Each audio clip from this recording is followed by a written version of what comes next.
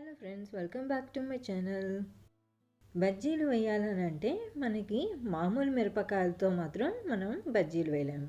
దానికంటూ కొంచెం మిరపకాయలు లావుగా పొడుగ్గా ఉన్న మిరపకాయలు తీసుకొని మనం బజ్జీలు వేస్తాం. కానీ ఆ మిరపకాయలతో మనం కూర కూడా చేయొచ్చు అని అంటే అది ఎలా నేను ఇప్పుడు చేసి చూపిస్తాను, చూడండి.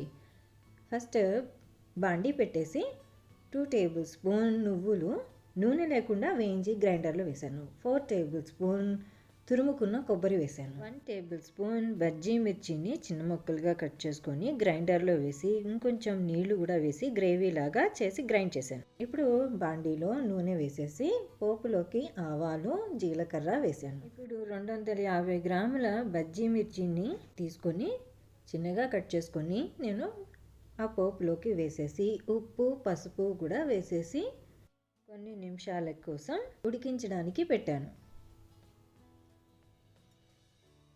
బాగా మగ్గిన తర్వాత ఇందాక గ్రైండ్ చేసుకున్న గ్రేవీ ఉంటుంది కదా, అది కూడా వేసేసాను.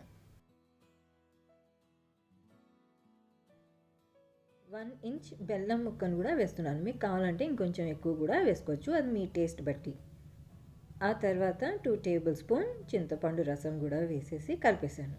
అంతే, బజ్జీ మిర్చితో ఇలా కూర కూడా చేసుకోవచ్చు. కర్రీ వేడి అన్నంలో కలుపుకొని తింటే చాలా టేస్టీగా ఉంటుంది. అలానే రోటీలోకి కానీ పూరీలోకి కానీ పుల్కాల్లోకి కూడా నంచుకొని తింటే చాలా టేస్టీగా ఉంటుంది. నేను చూపించిన పద్ధతిలో మీరు కూడా ఒకసారి ట్రై చేసి చూడండి. నా వీడియో నచ్చితే లైక్, షేర్ అండ్ సబ్స్క్రైబ్. మళ్ళీ వేరే వీడియోతో కలుస్తాను. అప్పటి వరకు బాయ్.